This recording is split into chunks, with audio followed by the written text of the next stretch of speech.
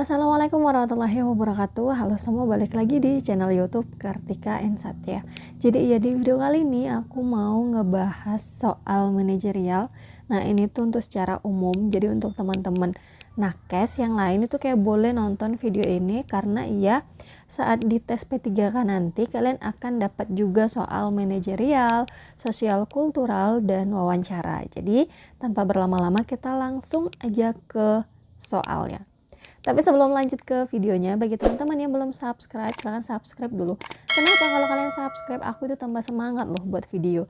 Apalagi sebentar lagi nih akan ada nih tes P3K. Jadi teman-teman wajib subscribe supaya dapat updatean info atau updatean soal dari channel YouTube aku.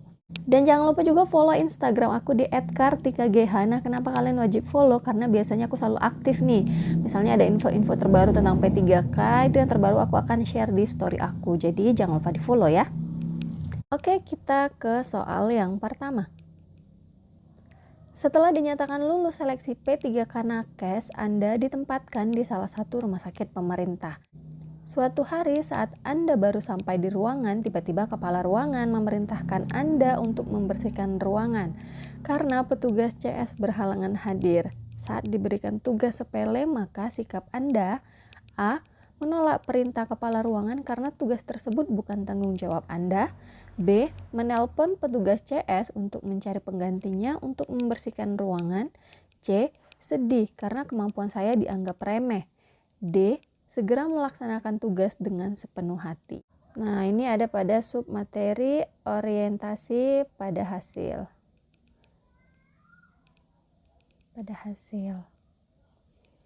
Oke teman-teman, untuk orientasi pada hasil itu levelnya ada 1, 2, 3, 4, dan 5.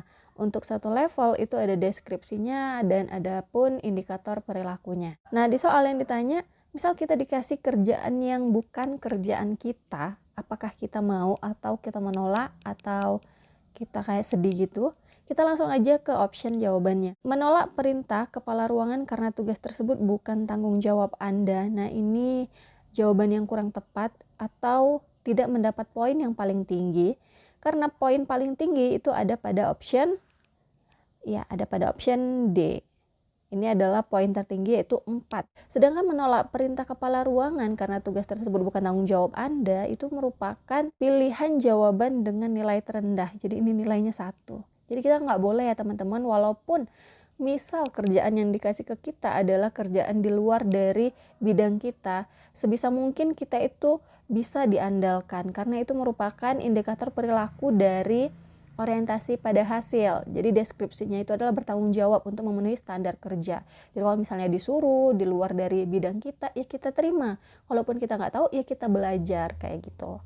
Kemudian untuk option dengan poin 3 itu ada pada option B. Ini poinnya 3. Jadi kita menelpon nih untuk petugas CS cari penggantinya kalau memang nggak bisa hadir. Kemudian untuk poin 2 ada pada option C. Sedih karena kemampuan saya dianggap remeh. Ini nggak boleh kayak gini ya. Jadi kembali lagi aku ingatkan untuk manajerial itu teman-teman jangan baperan gitu. Jadi jangan memposisikan diri ada pada soal. Malah sebenarnya kalau misalnya teman-teman memposisikan diri itu ambil jawaban yang walaupun nggak mencerminkan kalian, tapi pilih jawaban yang paling baik di antara option A, B, C, D-nya kayak gitu. Oke, kita lanjut ke soal nomor 2. Anda merupakan seorang pimpinan kepala puskesmas. Salah satu staf Anda terbukti melakukan tindakan gratifikasi. Maka tindakan Anda adalah A. Membiarkan perbuatan tersebut. B. Menindak secara tegas untuk memberikan efek jera. C. Menasehatinya agar tidak terjadi peristiwa tersebut di lain hari. D. Memaklumi kejadian tersebut sebagai bentuk kehilafan. Nah, untuk soal nomor 2 ini kaitannya untuk tes manajerial ada pada materi integritas. Oke, kita langsung aja ke jawaban dengan poin tertinggi itu ada pada option C. Jadi jawaban yang paling tinggi nilainya ini nilai 4 ya, bukan 5. Nilai tertinggi 4 itu ada pada option C, yaitu menasihatinya agar tidak terjadi peristiwa tersebut di lain hari. Walaupun statusnya kita adalah pimpinan, yang paling tepat kaitannya dengan integritas itu adalah di level 2, yaitu apa? Deskripsinya adalah mampu mengingatkan, mengajak rekan kerja untuk bertindak sesuai nilai, norma, dan etika organisasi. Nah, untuk di indikator perilakunya itu ada pada poin 2.1. Jadi mengingatkan rekan kerja nih, jadi dinasehati dulu. Kemudian untuk poin yang ketiga ada pada option B, menindak secara tegas untuk memberikan efek jera. Kemudian untuk option dengan poin nomor 2 ada pada D, memaklumi kejadian tersebut sebagai bentuk kehilafan. Kemudian untuk option yang nilai terendah ada pada option A, membiarkan perbuatan tersebut. Itu nggak boleh ya teman-teman. Oke, kita lanjut ke soal nomor 3. Ketika sedang fokus mengerjakan entrian vaksin, tiba-tiba ada seorang pasien yang menanyakan di mana tempat karcis untuk mendaftar. Sikap Anda adalah A. Menghubungi satpam untuk memintanya mengantar pasien ke karcis. B. Mengantarkannya sampai ke karcis. C. Tetap fokus pada tugas entry dan meminta tolong teman Anda untuk mengantarkannya. D. Memberinya petunjuk arah kemudian kembali mengerjakan entrian. Oke teman-teman, untuk soal nomor 3 ini berkaitan dengan manajerial untuk sub materi komunikasi. Oke, kita langsung ke option jawabannya. Nah, karena di soal ini tidak dijelaskan ya bahwa apakah seseorang pasien yang nanya itu dia apakah dengan keterbatasan atau seorang disabilitas. Jadi, apa kemungkinan dia nggak bisa jalan, itu mungkin iya benar kita antarkan dia ke tempatnya, tapi karena tidak ada keterangan di soal, maka jawaban yang paling tepat itu adalah ya memberikan petunjuk arah kemudian kembali mengerjakan entrian vaksin. Jadi option D ini adalah poin tertinggi atau poin 4. Kemudian untuk poin ketiganya itu ada pada mana? Ada pada option B, ini skornya 3. Kemudian untuk skor 2 ada pada option A. Menghubungi satpam untuk memintanya mengantar pasien ke karcis.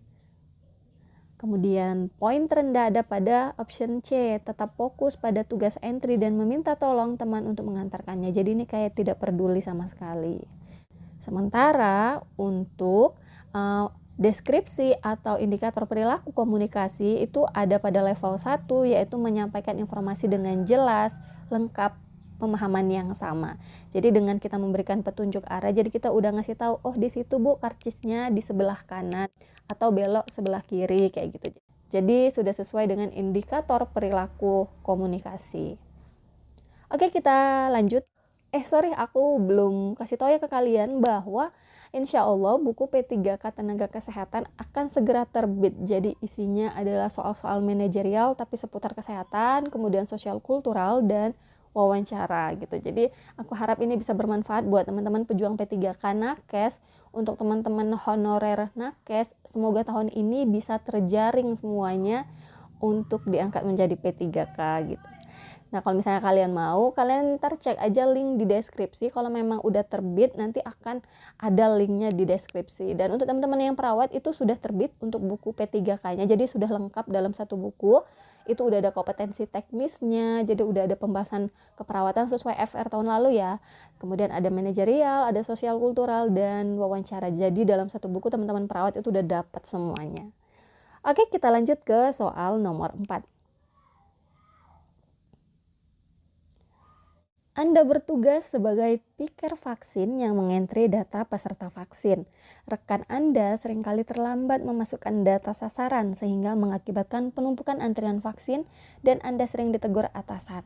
Maka Anda akan, nah ini kaitannya mungkin teman-teman vaksinator, untuk tim vaksinator pasti ngerti lah. Kalau misalnya kita mau ngentri itu kan kita harus masukkan dulu nih sasaran. Kalau belum dimasukkan sasaran maka kita tidak bisa entry gitu. Nah kasusnya di soal rekan kita ini lambat masukkan data sasarannya, otomatis lambat juga entry-nya. Dan jadinya makin banyak nih tumpukan orang-orang yang mau vaksin itu antriannya jadi lebih panjang.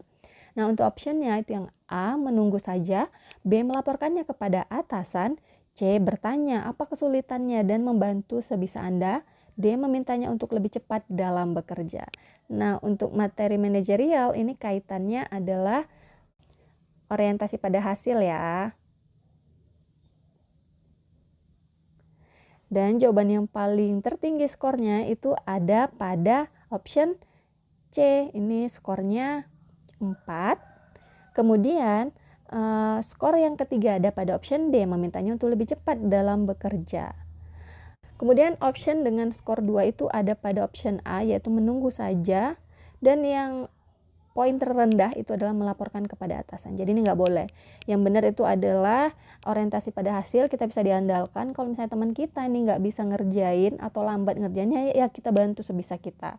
Apakah kita bagi dua, yuk sasarannya biar aku bantu supaya apa? Supaya bisa lebih cepat untuk di entry.